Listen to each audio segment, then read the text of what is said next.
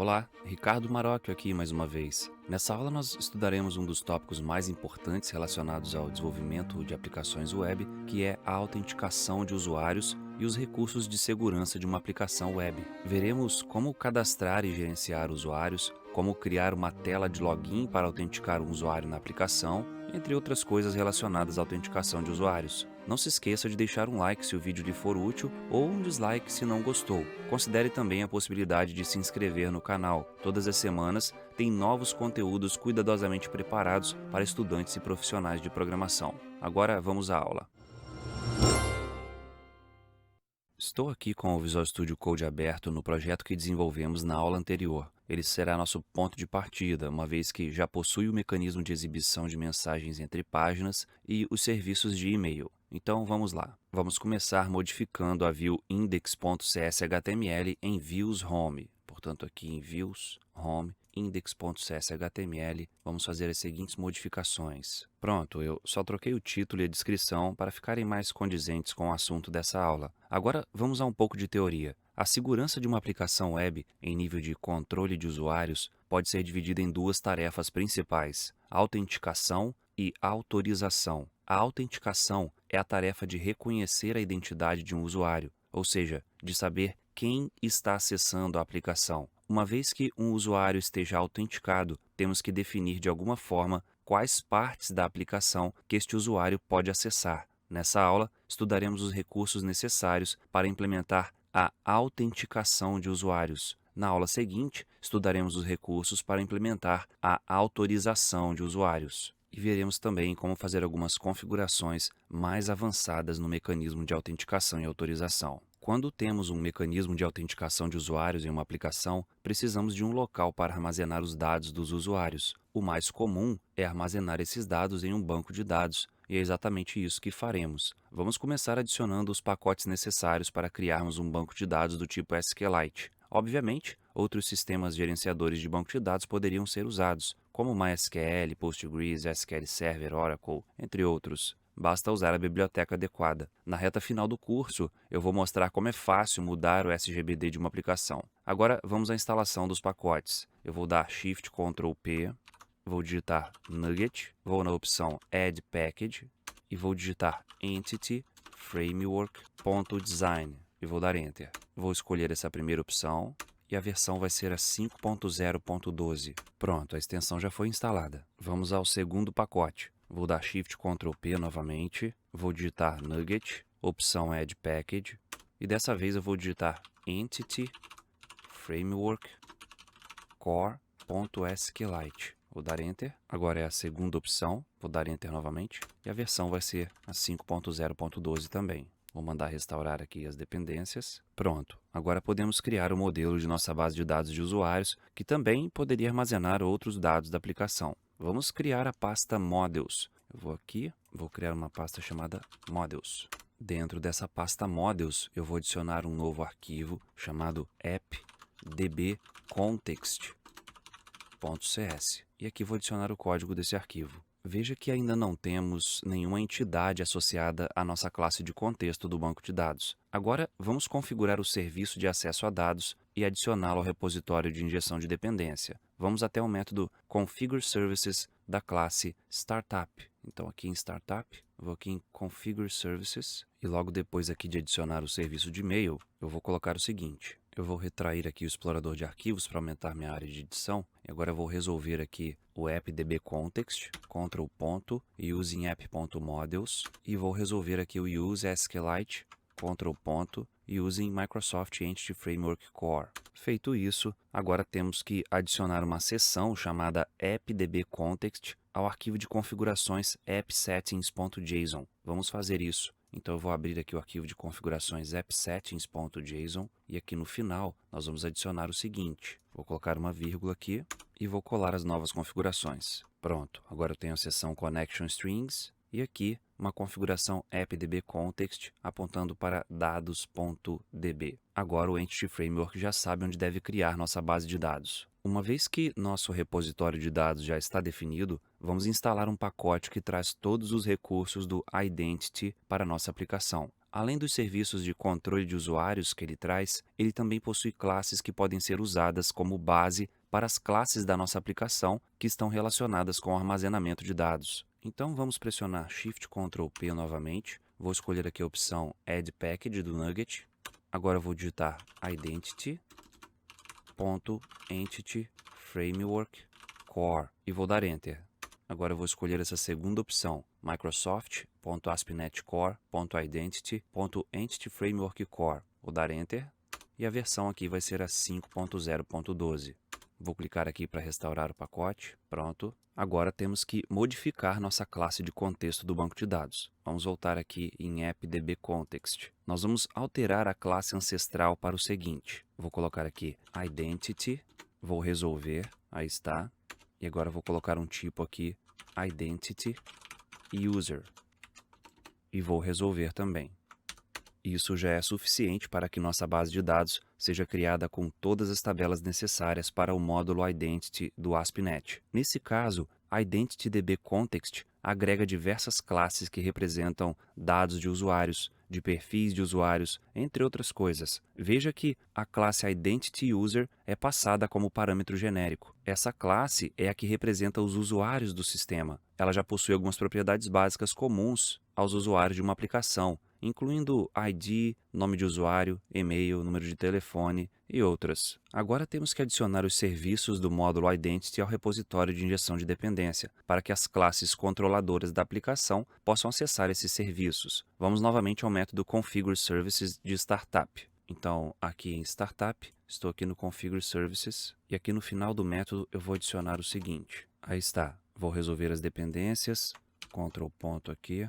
Pronto, vou descer aqui um pouco o código e vamos entender o que está acontecendo aqui. Basicamente, o método addIdentity adiciona um mecanismo básico do Identity para usuários representados pela entidade IdentityUser e perfis de usuário representados pela entidade IdentityRole, que são duas entidades padrões que já vêm no pacote do Identity. É muito comum a aplicação ter uma entidade própria para representar um usuário, ou até mesmo várias entidades para representar diferentes tipos de usuários. Mais adiante veremos como fazer isso. O método addEntityFrameworkStores indica em que classe de contexto de banco de dados são armazenados os dados do Identity. Já o método addDefaultTokenProviders adiciona geradores de tokens necessários para operações como redefinição de senha, alteração de e-mail, autenticação de dois fatores, entre outras coisas. Por fim, temos a adição do serviço de autorização, através do método addAutorization. Estudaremos a parte de autorização mais a fundo no próximo vídeo. Agora que os serviços estão configurados, temos que adicionar os módulos de autenticação e de autorização ao pipeline da aplicação. Portanto, aqui embaixo no método configure, logo depois de app.useRouting, nós vamos adicionar o seguinte. Pronto. Adicionamos aqui o módulo de autenticação e o módulo de autorização ao pipeline da aplicação. Agora que os serviços de injeção de dependência e o pipeline da aplicação estão devidamente configurados, vamos criar o banco de dados usando Migrations. Eu vou abrir o terminal dando Ctrl aspas simples e vou começar digitando o seguinte comando: .NET EF Migrations add e agora um nome qualquer para essa versão do banco. Vou dar Enter. Pronto, os arquivos de migração foram gerados. A gente pode observar aqui na pasta Migrations. Vamos ver aqui. Aí está. Não vou explorar esses arquivos. Voltando aqui. Agora vamos aplicar essas atualizações ao banco de dados. .NET EF Database Update.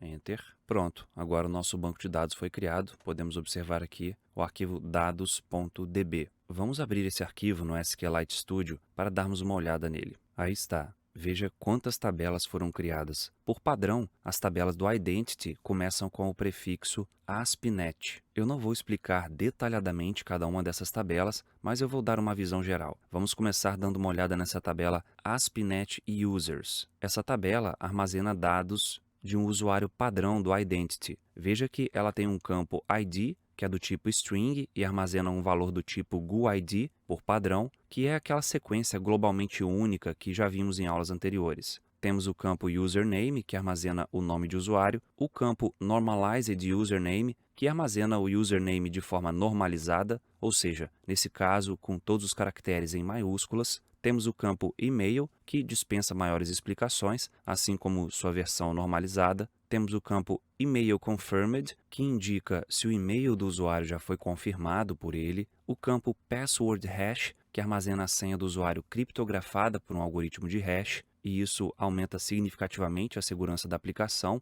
porque algo criptografado com uma função hash é teoricamente impossível de ser decriptografado. Portanto, mesmo que alguém consiga invadir a base de dados e capturar os dados do usuário, a senha estará segura. No processo de login, o algoritmo de verificação do login aplica ao algoritmo de hash novamente a senha digitada durante o processo de login e compara os valores criptografados. Se forem iguais, é porque o usuário digitou a senha correta. Os campos Security Stamp e Concurrency Stamp estão relacionados com o controle de concorrência. Por exemplo, se dois administradores do sistema tentarem alterar os dados de um mesmo usuário simultaneamente, o Entity Framework usa o valor desses campos para saber se o objeto original sofreu alguma mudança enquanto estava sendo editado por outra pessoa. Os campos Phone Number e Phone Number Confirmed são para armazenar o telefone do usuário. O campo Two-Factor Enabled indica se a autenticação de dois fatores está habilitada. O campo Lockout Enabled indica se o bloqueio por tentativas de login inválidas está ativado. Em caso positivo, o campo Access Failed Count mantém uma contagem do número de vezes que o usuário errou a senha durante o processo de login. Se ele errar uma determinada quantidade de vezes, o login fica bloqueado por algum tempo. Nesse caso, o campo Lockout End indica até que momento o usuário estará bloqueado para fazer login. Alguns parâmetros, como a quantidade de erros permitidos e o intervalo de tempo dessa quantidade permitida de erros, são configuráveis na aplicação programaticamente. Agora vamos dar uma olhada na tabela ASP.NET Roles. Essa tabela armazena simplesmente os nomes de perfis disponíveis no sistema. Por exemplo, administrador, vendedor, gerente, atendente e por aí vai. A tabela ASP.NET User Roles simplesmente relaciona um usuário a um perfil, usando o User ID e o Role ID, criando um relacionamento do tipo muitos para muitos. A tabela ASP.NET User Claims permite adicionar outros tipos de dados a um determinado usuário. Por exemplo, pode ter um usuário que eu queira armazenar o CPF, outro que eu queira armazenar o número da habilitação, a quantidade de dependentes, enfim. Qualquer outro dado que eu precise armazenar, eu posso fazer através de um claim. É uma das formas de se fazer isso. O mesmo vale para perfis. Eu posso armazenar dados específicos para um perfil. A tabela ASP.NET Role Claims é usada para isso. Eu posso armazenar, por exemplo, um dado indicando o percentual de comissão sobre vendas que usuários de um determinado perfil vão ter. Já a tabela ASP.NET User Logins é usada para se armazenar dados referentes a mecanismos de login externos, como Google, Facebook, Twitter, Microsoft, etc. Por fim, a tabela ASP.NET User Tokens é usada para se armazenar tokens diversos relacionados ao usuário. Esses tokens são strings usadas em processos de confirmação ou validação de alguma ação realizada pelo usuário, como alteração de senha, alteração de e-mail, confirmação de e-mail, entre outras. Agora, vamos abrir a tabela de usuários novamente, ASP.NET Users, e vamos observar uma coisa. Veja que alguns campos admitem valor nulo, ou seja, não são de preenchimento obrigatório, como é o caso aqui dos campos e-mail, número de telefone e nome de usuário, por exemplo. Apesar de aqui no banco de dados esses campos não serem obrigatórios, é possível defini-los como obrigatórios lá na aplicação, programaticamente. Depois veremos como fazer isso. Agora vamos voltar ao Visual Studio Code para implementarmos a opção de cadastrar um usuário. Eu vou fechar aqui o terminal e esse arquivo dados.db. Bem, até esse ponto do curso, quando associamos modelos às views de nossa aplicação, usamos os mesmos modelos ou entidades que foram mapeados para tabelas no banco de dados. Essa prática nem sempre é a mais recomendada. Um dos motivos é que ela expõe a estrutura de seu banco de dados. Outro motivo é que algumas propriedades de uma entidade nem sempre fazem sentido na view de cadastro inicial da entidade. Enfim, existem outras justificativas plausíveis. Nesse caso, é interessante criar um outro modelo ou uma outra entidade exclusiva para uma determinada view. Por exemplo, para a view de cadastro de usuário, eu vou precisar do campo senha e do campo de confirmação de senha. A entidade Identity User, que é aquela que usamos por padrão para representar um usuário do sistema, não possui campos para senha e para confirmação de senha. Então, eu vou criar um modelo exclusivamente para receber os dados da view de cadastro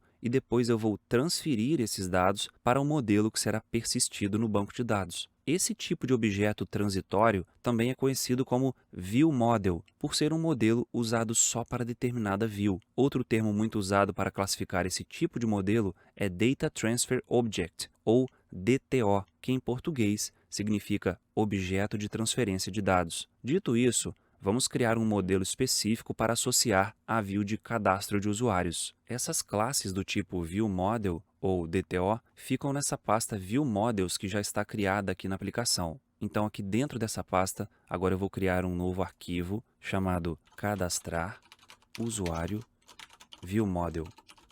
E agora vamos ao conteúdo desse arquivo. Aí está. A princípio, eu vou precisar somente dessas propriedades para cadastrar um novo usuário, que são o ID, nome de usuário, telefone, e-mail, senha e confirmação de senha. Uma outra vantagem de ter uma classe ViewModel como essa é que podemos decorar as propriedades com anotações de validação que julgarmos pertinentes. Eu vou complementar essa classe com algumas anotações de validação e de apresentação. Pronto, eu vou resolver aqui, vou dar Ctrl ponto e using system.componentModel.dataAnnotations. Vamos ver se resolveu todas as anotações. Resolveu todas. E agora essa classe tem validações com mensagens de erro traduzidas para o português, bem como algumas anotações de apresentação, como display, que temos aqui, e display type, que temos aqui, sendo que display corresponde ao nome do campo, que será usado como título, e data type corresponde ao tipo do input que será renderizado na view. Veja aqui embaixo que a propriedade confSenha, que vai receber a confirmação da senha, está decorada com a anotação compare. Isso quer dizer que o objeto só será válido se os valores das propriedades confSenha e senha forem iguais. Agora que já temos uma classe ViewModel preparada para a view de cadastro de usuário, vamos criar a classe UsuárioController para concentrar as ações relacionadas a usuários. Portanto, aqui na pasta Controllers, eu vou criar um novo arquivo chamado usuáriocontroller.cs. E dentro dele vou colocar o seguinte código. Aí está. Veja que a classe já tem o código que injeta o serviço de gerenciamento de usuários na variável UserManager. Agora vamos criar uma ação para mostrar o formulário de cadastro. Vou criar uma action chamada cadastrar. Portanto, aqui embaixo vou colocar o seguinte código. Aí está o código, vou fechar aqui o explorador de arquivos e agora vou resolver aqui algumas dependências. Ctrl ponto aqui em task e usem system.threading.tasks. Já resolveu. Agora o mostrar mensagem.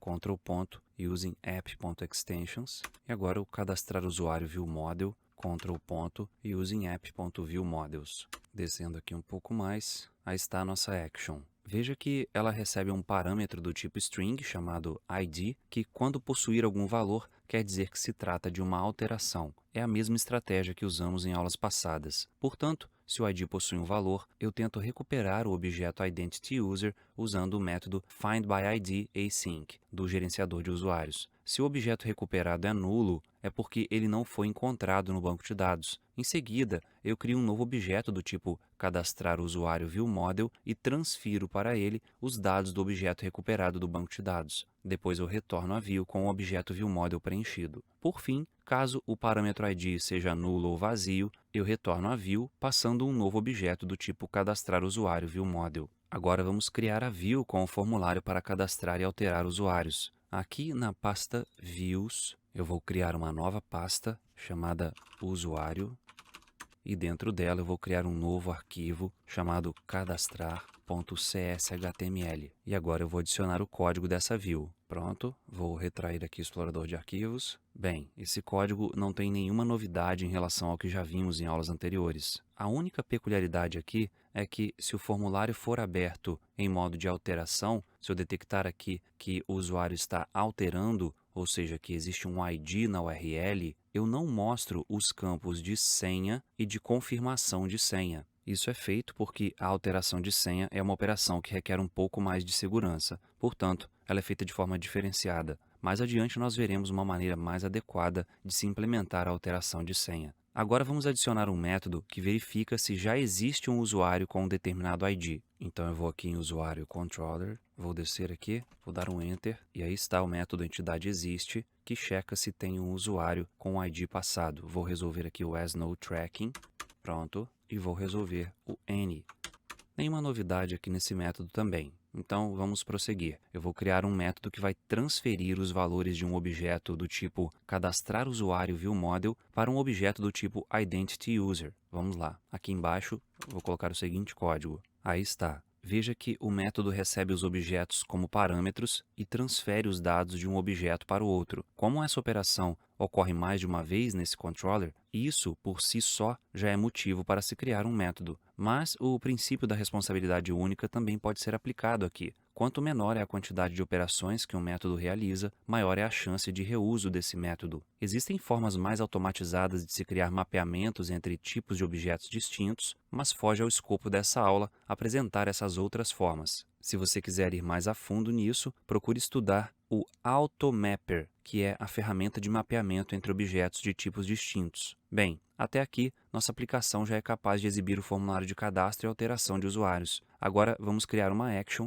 para processar a postagem desse formulário. Vamos lá. Logo depois aqui desse método, eu vou colocar o seguinte código. Aí está. Veja que essa action recebe como parâmetro um objeto do tipo cadastrar usuário viewModel. O modificador FromForm faz com que o objeto seja preenchido com dados oriundos exclusivamente dos campos do formulário postado. É possível usar outros modificadores para forçar o preenchimento do objeto com dados oriundos de outras fontes, como a URL e o corpo da requisição. Nesses casos, usaríamos FromURI e FromBody, respectivamente. No corpo do método, a primeira coisa a ser feita é a verificação do campo ID do objeto postado, como é feito aqui. Se ele tiver um valor, quer dizer que é uma alteração. Portanto, temos que remover a validação dos campos senha e conf_senha, porque esses campos não são mostrados pela view quando estamos alterando um usuário. Nesse caso,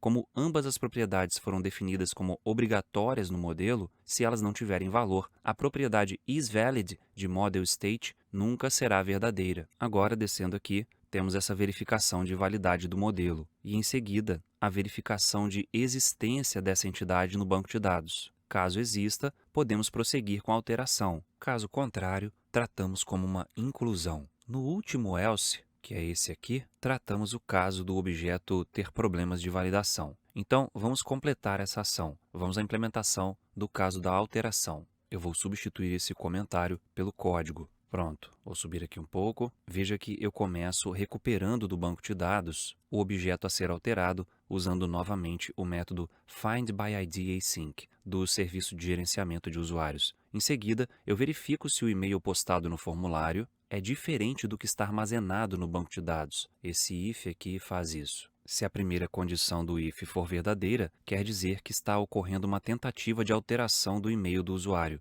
Nesse caso, a segunda condição é verificada e checa se já existe algum usuário com esse novo e-mail. Eu faço isso porque eu não quero permitir que um mesmo endereço de e-mail seja usado por dois usuários diferentes. Depois de fazer essa verificação e de constatar que não é um caso de e-mail duplicado, eu uso o método mapear cadastrar usuário viewModel aqui para transferir os valores do objeto postado para o objeto identityUser que foi recuperado do banco de dados. Feito isso, eu aplico todas as alterações no banco de dados usando o updateAsync. Se o resultado for bem sucedido, eu crio uma mensagem usuário alterado com sucesso e redireciono para a página de listagem de usuários, que nós ainda não criamos. Se o resultado não for bem sucedido, o código desse else é executado, e nele eu exibo novamente a view de cadastro, repassando o objeto e as respectivas mensagens de erro que são adicionadas ao modelo em si, e não a um campo específico. Lembrando que essas mensagens de erro associadas ao modelo são exibidas pelo componente Validation Summary da view. Bem, agora que a alteração está pronta, vamos implementar o código da inclusão.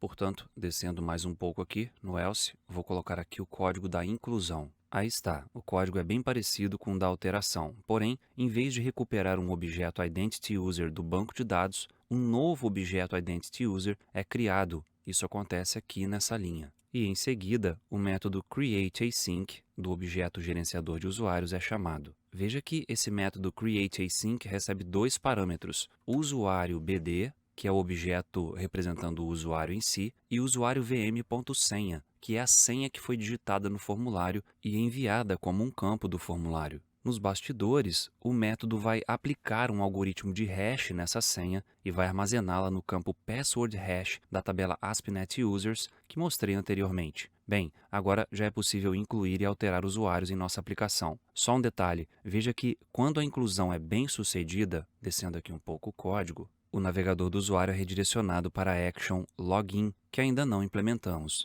De qualquer forma, vamos executar para testar. Vou dar Ctrl F5 e aí está. Aqui no navegador, eu vou acessar na URL /usuário/cadastrar. Vou dar Enter e agora eu vou preencher os campos aqui do formulário rapidamente. Pronto, dados preenchidos. Agora eu vou clicar aqui no botão Salvar. Aí está. O cadastro foi realizado, mas aqui pela aplicação ainda não temos como saber disso. Então, vamos abrir a tabela ASP.NET Users lá no SQLite Studio. Aí está, a tabela ASP.NET Users. Agora eu vou aqui na aba Data e veja que nós temos um registro aqui, justamente com os dados que entramos lá no formulário. Portanto, o cadastro foi realizado com sucesso. Agora a gente já pode fazer a página de login e verificar se esse usuário consegue se logar na aplicação. Vamos lá, vamos voltar ao Visual Studio Code. Eu vou parar a aplicação e fechar o terminal. Eu vou começar a implementar o mecanismo de login adicionando uma action para mostrar a página de login. Portanto, aqui em Usuário Controller, eu vou descer até o final aqui, vou dar um Enter e aqui eu vou adicionar uma nova action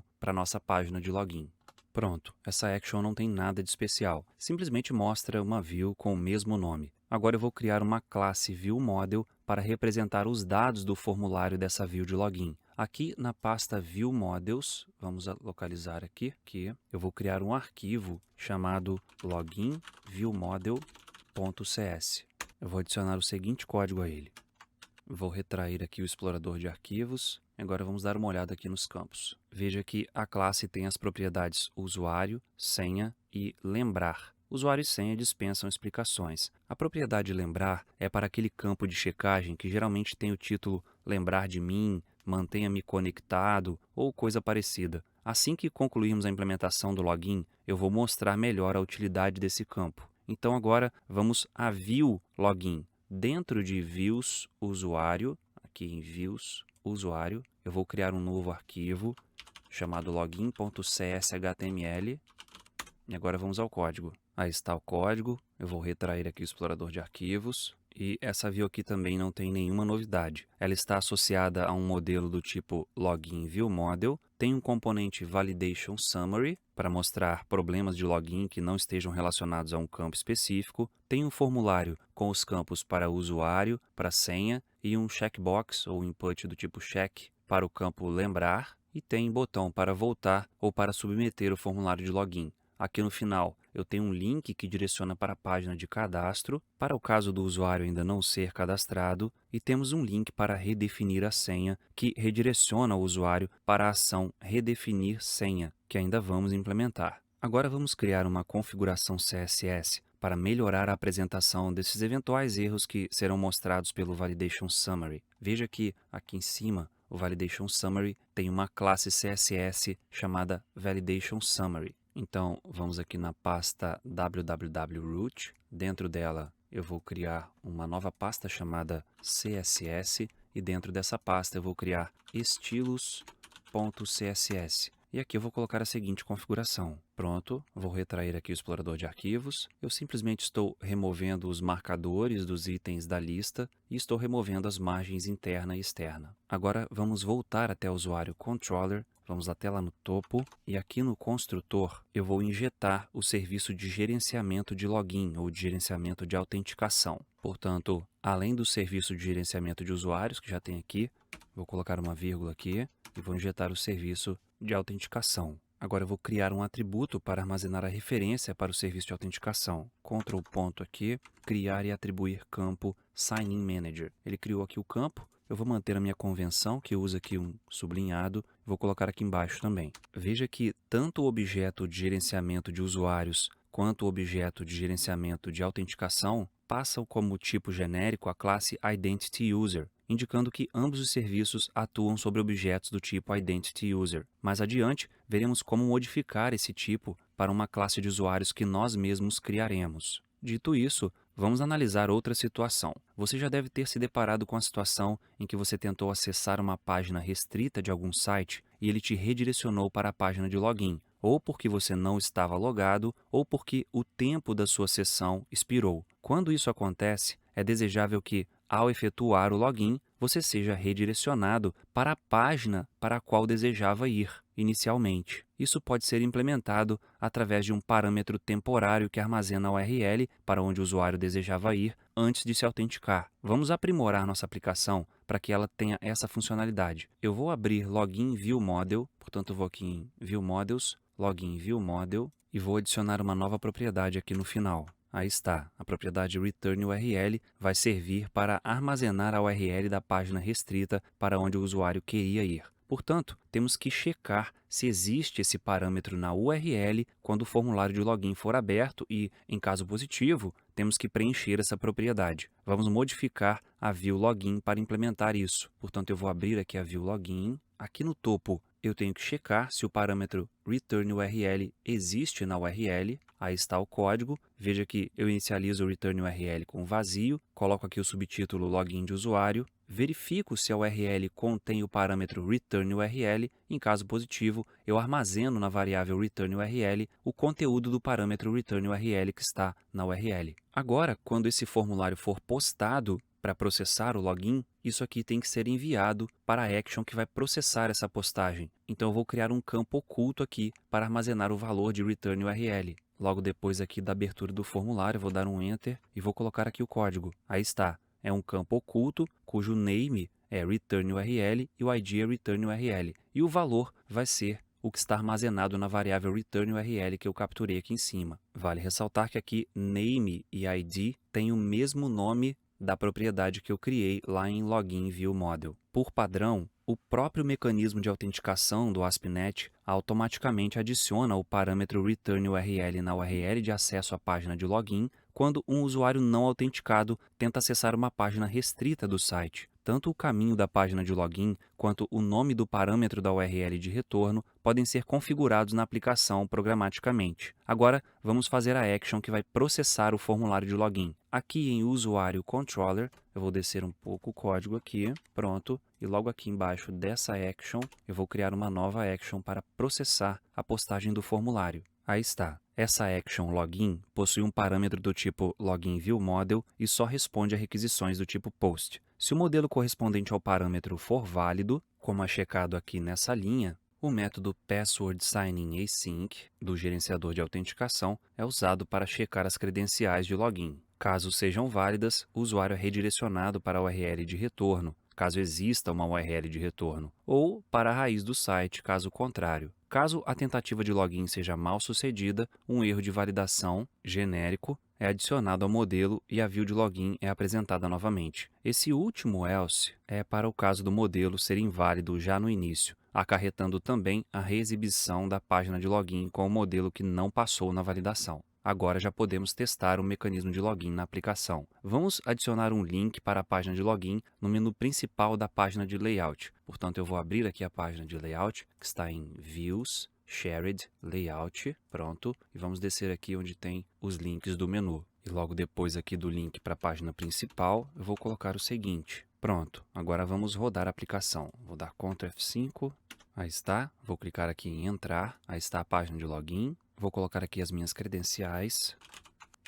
Pronto. E antes de clicar aqui no botão Entrar, eu vou pressionar F12 para ativar as ferramentas de desenvolvimento aqui do Firefox. Agora eu vou aqui na aba Armazenamento e veja que aqui eu tenho Cookies e os cookies para este site. Veja que não tem nenhum cookie no momento. Vamos clicar aqui no botão Entrar. Eu fui redirecionado para a página Index e agora vamos ver aqui em Cookies, aqui dentro, e agora eu tenho aqui um cookie chamado ASP.NET Core Identity Application, com um valor aqui criptografado. Esse cookie contém informações de login. Como acessamos direto a página de login, ou seja, como não caímos na página de login por estarmos tentando acessar uma página restrita, nós fomos redirecionados para a raiz do site, que é a action index de home. Eu vou fechar aqui as ferramentas do desenvolvedor e repare uma coisa. Apesar de já estarmos autenticados no sistema, o menu Entrar ainda é mostrado. O ideal aqui seria exibir um menu para sair. Antes de fazermos isso, vamos criar a action que vai fazer o logout de um usuário. Vamos lá em usuário controller de novo no Visual Studio Code. Aqui no Visual Studio Code eu vou parar a aplicação, fechar o terminal e vamos aqui em usuário controller no final. Vou dar um Enter aqui e vamos implementar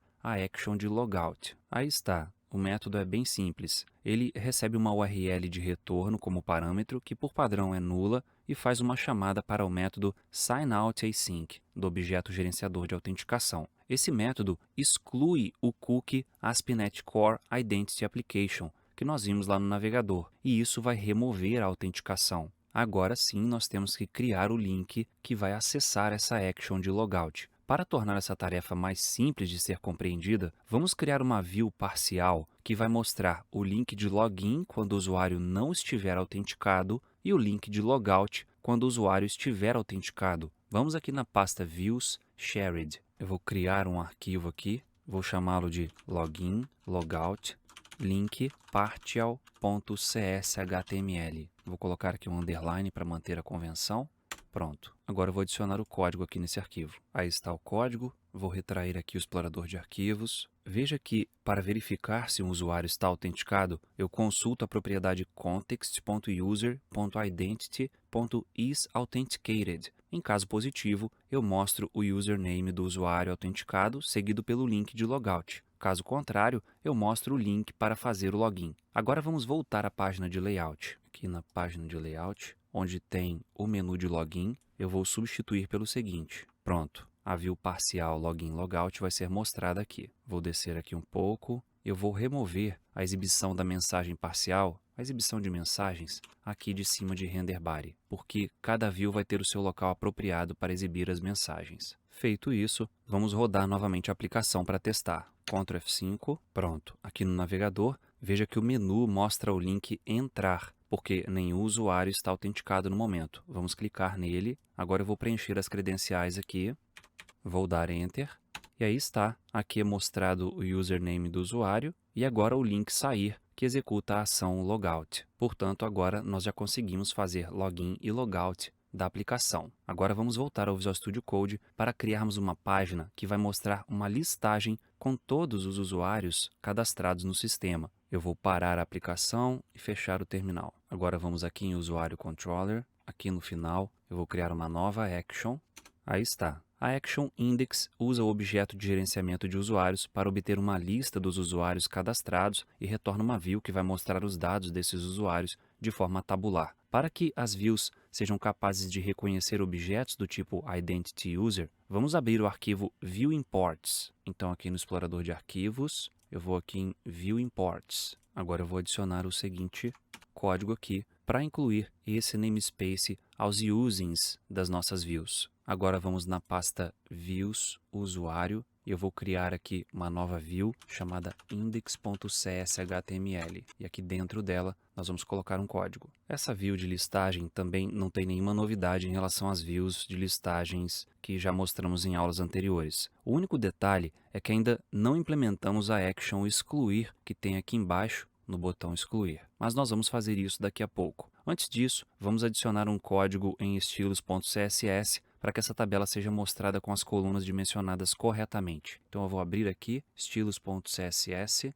e vamos adicionar um código aqui. Pronto, esse código vai fazer com que essas colunas tenham largura suficiente somente para caber os seus conteúdos sem quebrar linha e exibidos de forma centralizada. Agora temos que voltar à página de layout. Eu vou abrir aqui a página de layout e vamos adicionar um item de menu para mostrar a listagem de usuários. Logo depois aqui de principal, eu vou colocar esse código. Agora vamos rodar a aplicação novamente. Ctrl F5, aí está. Vou clicar aqui no menu Usuários e veja que agora eu tenho uma listagem com os usuários cadastrados. Na verdade, eu só tenho um usuário cadastrado. Vamos cadastrar mais um usuário. Eu vou clicar aqui em Novo Usuário. Agora eu vou preencher aqui os campos rapidamente. Pronto, preenchi os campos. Agora eu vou clicar em Salvar e veja que o usuário foi salvo com sucesso e nós somos redirecionados para a página de login, Eu vou fechar aqui a mensagem e agora eu vou aqui na página de usuários. Aí está, a listagem agora mostra 2 usuários cadastrados. Agora vamos fazer a ação de exclusão de usuários para que esse botão excluir passe a funcionar. Vamos voltar ao Visual Studio Code. Eu vou parar a aplicação e vou fechar o terminal. Vamos novamente em usuário controller. Eu vou fechar aqui alguns arquivos. Pronto, estamos aqui em usuário controller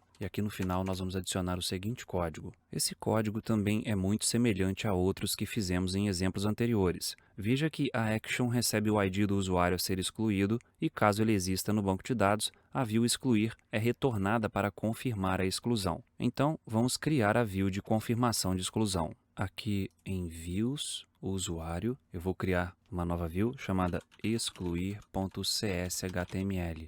Vamos ao código dessa view. Pronto, veja que ela recebe um modelo do tipo Identity User, tem aqui o subtítulo e mostra a mensagem, deseja realmente excluir o usuário tal. Aqui tem os botões para não e o sim, que submete o formulário. Veja que o formulário é submetido para a action excluir post. Nós temos que implementar essa action para processar a exclusão. Vamos voltar aqui em usuário controller e logo depois da action excluir que exibe o formulário, nós vamos criar a action excluir post. Pronto. A action recebe um ID como parâmetro e caso encontre um usuário com esse ID, chama o método deleteAsync, do objeto de gerenciamento de usuários. E é esse método que vai excluir o usuário em questão. Vamos rodar novamente a aplicação para testarmos. Vou dar Ctrl F5 aqui. Agora vamos clicar aqui em usuários e eu vou excluir esse segundo usuário. Cliquei, veja que eu tenho aqui a confirmação, desejo realmente excluir o usuário. Sim, sou redirecionado à listagem, usuário excluído com sucesso e agora ele não está mais aqui na listagem.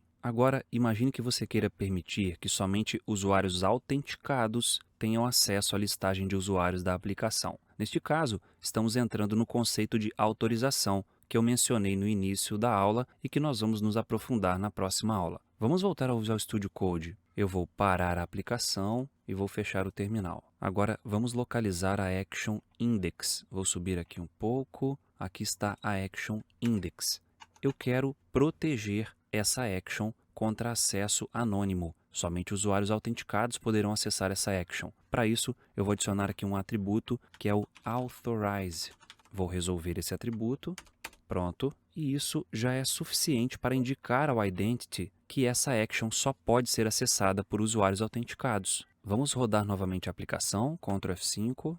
Aí está. Agora vamos clicar aqui em usuários. Veja o que aconteceu. Observe aqui na URL do navegador. Eu fui redirecionado para a URL /account/login. Essa é a URL padrão de login configurada no Identity. Como tentamos acessar uma página restrita, o Identity tentou nos redirecionar para essa rota. Temos que mudar isso para que o Identity entenda que a página de login de nossa aplicação está em outra rota. Outra coisa que é possível observar aqui é para onde o usuário estava tentando ir. Veja que nós temos ali o parâmetro returnURL igual a usuário, indicando que o usuário em questão estava tentando acessar a página usuário, ou melhor, a rota usuário, que corresponde à ação index de usuário. Vamos voltar ao VS Code para acertarmos esses detalhes. Eu vou parar a aplicação novamente e vou fechar o terminal. Agora eu vou abrir a classe Startup aqui embaixo e vou em Configure Services. E vou adicionar o seguinte código. Pronto, isso é suficiente para configurarmos a rota correta de nossa página de login. Agora vamos rodar novamente a aplicação. Ctrl F5, vamos clicar agora em usuários e aí está. Dessa vez fomos redirecionados para a página de login correta. Agora vamos fazer o login. Eu vou entrar aqui com as minhas credenciais. Agora eu vou clicar em entrar e temos acesso à listagem de usuários. Bem, ainda temos muitas coisas interessantes relacionadas à autenticação e autorização que temos que estudar, mas para que essa aula não fique tão longa, eu vou encerrá-la por aqui e continuaremos na próxima aula. Veremos como criar nossa própria classe de usuários, como alterar a chave primária das tabelas do Identity para o tipo int, como criar autorizações por perfil de usuário, bem como gerenciar tais perfis, como criar autorização baseada em regras customizadas, como criar páginas para alteração e redefinição de senha, como fazer configurações avançadas no Identity, entre outras coisas extremamente importantes para uma aplicação web que requer autenticação e autorização de usuários. Se você gostou desse vídeo, não saia sem deixar um like, só leva um segundo. Se quiser me ajudar um pouco mais, compartilhe o vídeo. E se você ainda não é inscrito no canal, inscreva-se. Todas as semanas tem conteúdos novos por aqui. Mais uma vez, muito obrigado pela confiança em meu trabalho. Fique com Deus, tenha um ótimo dia e até breve.